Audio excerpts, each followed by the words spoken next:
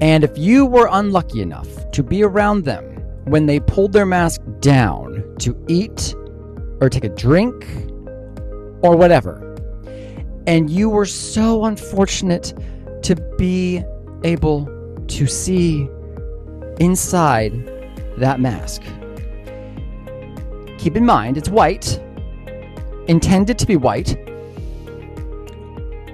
Okay. These colors were human-made colors, not in a manufacturing plant, not in a factory, but in the nasal and oral cavity of a human being. Hey everyone, and welcome back to the channel. Today, I just want to reminisce a little bit and go back a couple years to talk about COVID. COVID-19 was a very unique experience, especially if you were in the military, especially if you were stationed on a ship. COVID was very different for me than for most other people.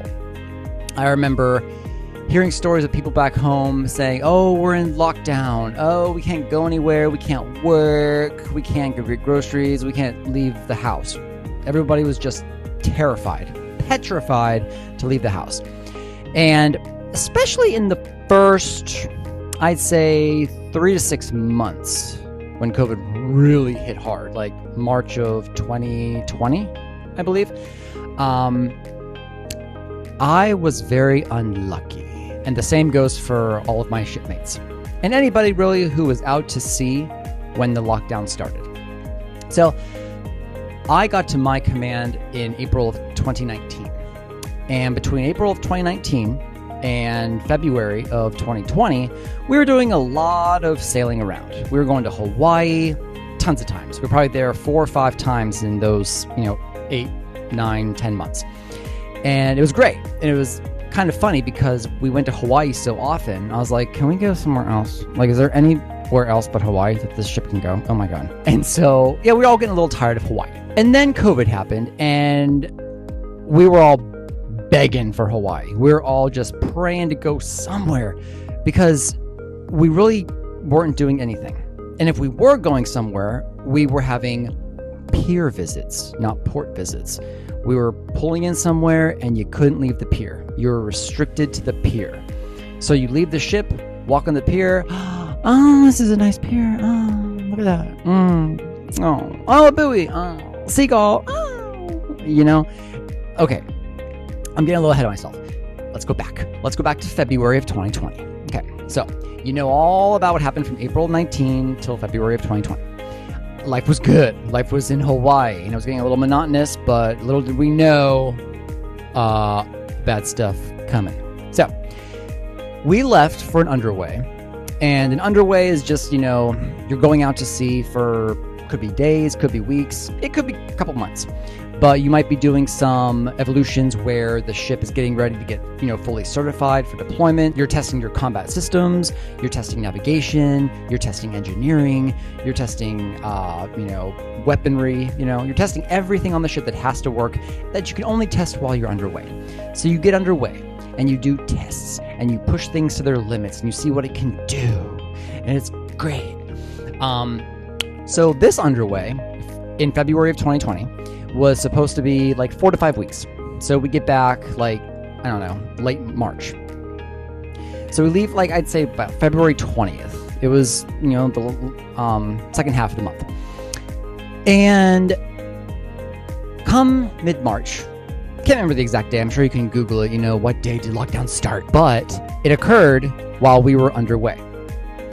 And it was hitting hard, as many of you recall, on all the major news outlets, a third of the screen was number of cases, number of deaths, nationwide, worldwide.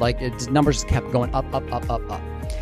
And it was also affecting the military because at that time, in February, March of 2020, there really wasn't a vaccine yet. So treatment was even minimal. There was minimal treatment. So once you got it, it was kind of like, ooh, what's going to happen? So if you were underway, you were untouched. We were untouched. And the powers that be, basically, I think it was pretty much everyone that was underway. If you were underway, you were staying underway. You weren't coming back until things were figured out, until procedures and processes were put into place, and there was a kind of like a structure that we could operate by once we got into port and returned to a world in which looks very, very different than when we left it. People are sanitizing their groceries, and they're wearing bags over their head at Walmart, and they're fearful that the apocalypse is coming, and it's coming in the form of a disease or a virus. And while everybody else was hunkering down at home and, phoning in to their job or working from home, teleworking or whatever, if you could even keep your job. While everyone was doing that, we were working like 15-hour days on a ship, and we had been kind of, out in the water, out to sea, kind of far off the coast. But I'd say around the time we were supposed to come back, we were floating outside of San Diego. We could see the Coronado Bridge. We were close enough to get cell service once in a while. Like, that's how close we were. And we were there, we should have gotten back in late March. But from late March, I think it was like June 1st is when we came back. But like I said, we were untouched. The disease had not reached us. If Big Navy, if the powers that be needed us to go somewhere or do something, we were ready, willing, and able. We were safe. We were healthy. We weren't affected at all by COVID-19. Unlike many other ships that were in port that maybe had succumbed to COVID-19, or for at least a portion of their crew. And so if America had us, or if America needed us to do its bidding and defend it, we were one of the few ships available to go fight. Thankfully, nothing happened. I think the whole world was in the pandemic, so I'm glad nothing happened. But we were hearing from people back home, emails, phone calls. Luckily, my office had a phone line that could call out of the ship. We were supply, so we had to get in touch with vendors and merchants on a routine basis. So leadership gave us a line in our office that we could actually call people on land. It was awesome. So we were calling home, and they were telling us it's all about COVID-19. Oh, everything's shut down. Oh my God, I lost my job. Which is horrible, but I'm not going in the weeds of that. I'm going into just what the experience was like. And I had buddies that were on shore at the time. They were on shore duty. Their life was at least they made it sound like their life was great. Okay. They were calling in, like, in the morning, saying, "Hey, leadership, I'm good. I'm alive. Talk to you tomorrow." Click. Okay, my workday's done. And they just lived their life. They called in once a day. They may have gone to the office once a week just to show face and prove, yes, I am alive. Which, I envied so much. After being out to sea for so long and hearing about what a vacation it sounded like people were having back home who were in the military and elsewhere, I guess. Yeah, kind of felt gypped out of that whole experience. But I'm not so naive to believe that, it was great all the time. I know people were experiencing mental health crises because of the loneliness and the isolation and everything, and that sucks. But in that regard, we were great. We were around all of our friends, and we were having social things like bingo and ice cream socials and game night and spades and whatever. So life was good. Leadership understood that we were working hard and away from our family and not really prepared mentally for a 4 or 5 month long underway when we thought it was going to be 4 or 5 weeks. So they got it. So we did our best to make the most of it. Karaoke and whatnot, which is great. But then it got to be so, like, they were telling us, all right, we're going to pull in tomorrow, guys. The CO comes over the 1MC. All right, attention, John Finn. This is the captain. I got some good news for you. Looks like we're going to be pulling in the next 48, 72 hours. And we're all cheering. We're all like, yes, finally, we're going home. And then 48 hours go by and 72 hours go by. And, John Finn, captain speaking. Unfortunately, gotta bear some bad news to you. We're needed out here, and so we're gonna stay out here a little bit longer. Okay, that happened probably once a week, and so we got used to hearing whenever we heard the ding ding ding ding ding ding, you know, message from the commanding officer. Blah, blah, blah. We're like, okay, here we go again. Tell us we're going home, and then we'll wait a day or two, and you'll tell us we're not going home. So yeah, that became the routine. And on board, you know, I'm thinking months later after we got back, but on board, there was no social distancing. There was no PPE. There was no sanitizing everything, including your thoughts. There was none of that, you know. Nobody on board had been exposed to COVID-19. Nobody was experiencing symptoms of COVID-19. So we're living life as usual.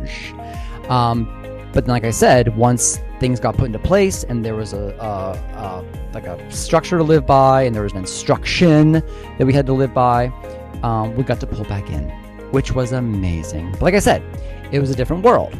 And so, especially on board the ship, oh my God, you had to wear masks. Everywhere you went, you had to wear masks.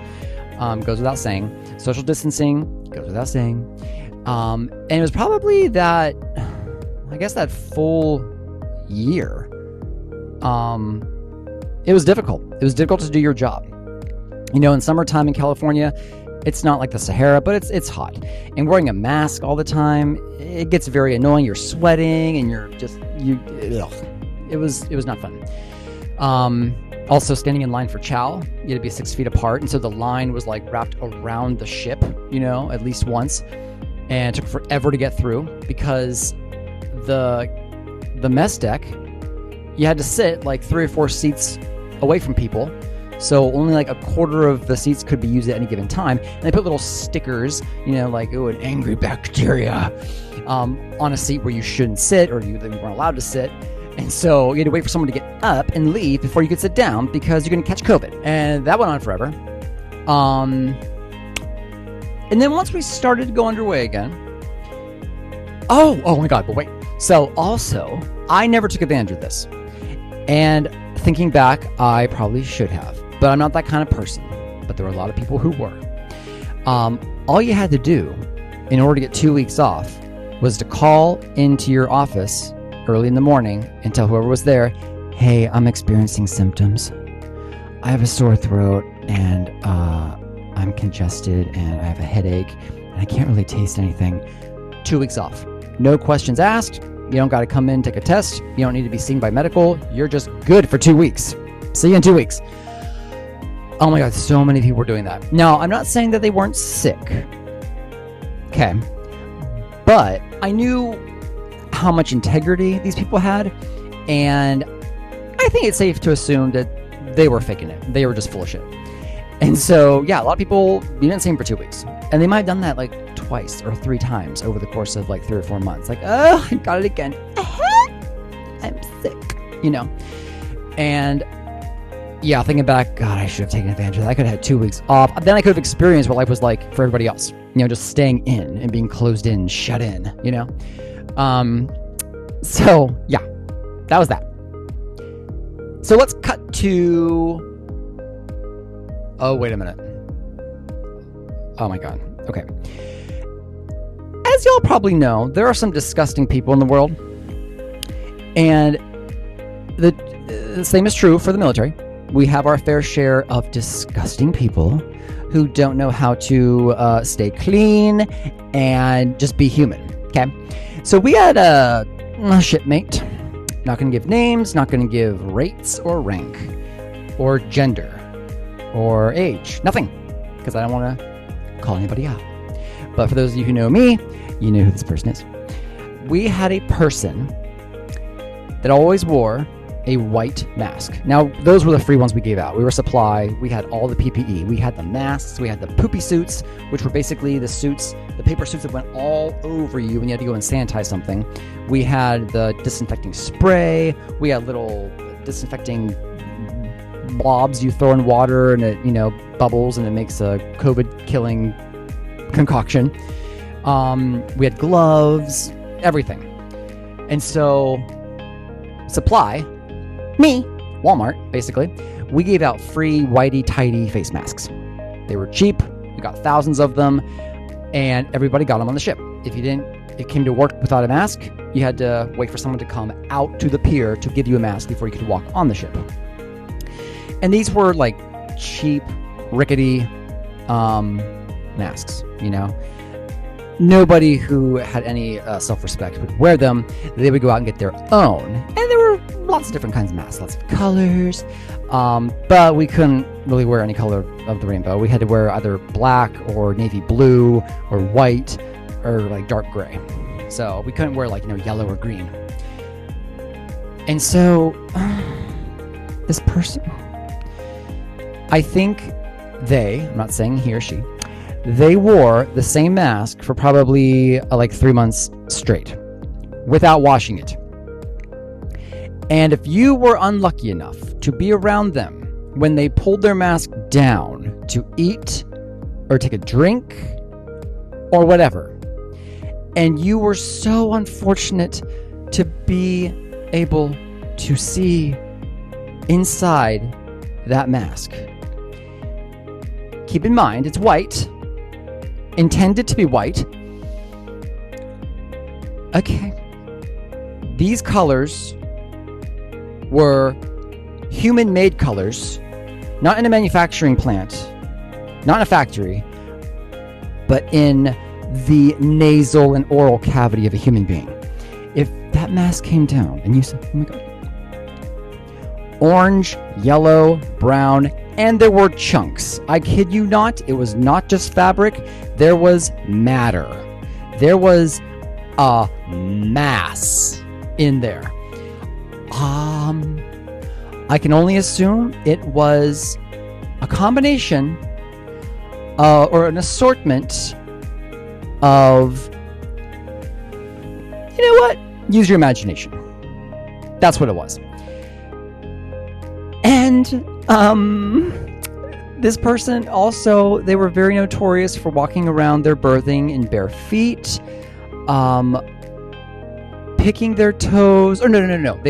They had like a pumice thing, and they would like, you know, shave off the first 4 layers of their foot skin, and it would just land on the deck, and they wouldn't clean it up. Their rack smelled like corn chips and hair. It was just, oh my God. Some people, Okay. So, yeah, that was that. I don't know how I got on that tangent, but yeah, you deal with those kind of people sometimes, you know? Yeah. So let's cut to deployment. Oh, this occurred in December of 2020.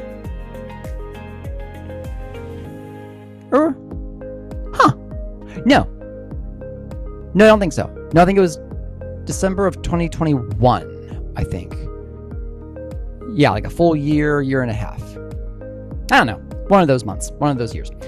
And so prior to deployment, the ship has to get ready. Obviously, we're ordering a lot of stuff. We're bulking up on supplies, on food and repair parts and office supplies and PPE. Oh my God, so much PPE.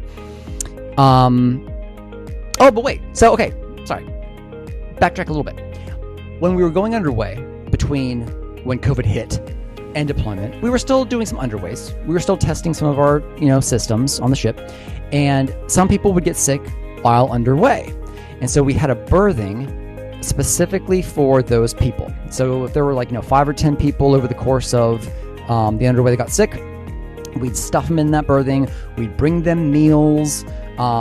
We would, you know, not interact with them unless we absolutely had to for whatever reason. And we would offload them, basically. We would have a small boat come alongside, or we'd lower them down in a rib, which is like a small little boat, and you know, scurry off to shore. And then they would go to some barracks and stay there for 2 weeks in quarantine. And that's when you'd wear the poopy suits. You go in that berthing, scrub everything down, take off all the sheets, sanitize them, wash them, everything. So it's an awful lot of work. And on top of an already pretty difficult job, getting everything done in one day and being able to go home and everything. So it was very stressful, especially for supply, because we're the keepers of all that was good in terms of PPE. Okay, so deployment. Like I said, we had to get ready for deployment. But they didn't want everyone to be around the ship, you know, in the weeks leading up to the actual leaving. And so they decided that half the ship would be on board and they would take care of all the preparations. And the other half would go to a hotel and just hang out for 2 weeks. And we're all thinking, who's going to be the boat crew? Who's going to be the hotel crew? And so, I had no idea what I was going to be. I was like, it is what it is either way. Let's prepare for the worst, but hope for the best. And shortly before, that whole 2-week period started, found out I was on the hotel crew. I was going to the hotel. I was going to the Sheraton for 2 weeks. And it was not leave. I was not using my leave days. I was just getting a free 2 weeks staying in a hotel. And I was beyond myself. I was so happy, so excited. I've never been in a hotel for 2 weeks. I've never been in a hotel by myself. But was I by myself? I don't know. Whenever I'm traveling, I'm always with somebody. But to have my own hotel room all on my own, watch whatever I want on TV, order food, it's great. So we knew who the hotel people were. We knew who the ship people were. And I was like, I'm sorry, ship people. Sorry. Oh well. And later I heard it was hell on earth for them. I did not envy them. I am so grateful, praise Jesus, that I was at the hotel. And during that time, oh my God, the first day we got there, I walked in and I was just beside myself. I was like, this is all for me? Look, oh, it's so comfy. I was just looking out the window of my balcony, and we were all looking around. We're outside the balcony looking up and down. Oh, hey, you're up there. Oh, hey, you're over there. What's up? Yeah, I'm up here. Hi. It was amazing. Oh, I would love to do that again. Just 2 weeks by myself. Hello. And so that was my little 2-week vacation before deployment. It was awesome. Now, there were times where it was a little boring. I watched a lot of news. Oh, I love news. I watch news all the time. And it was cable. We weren't really streaming. We couldn't just get on YouTube on the TV. I wasn't that savvy. I didn't know how to, get my phone, send it to the TV, But I was very happy with the channels. That's fine. Hadn't had cable since I lived at home. So it was reminiscent, nostalgic. Cable. Fun. And so, that was that.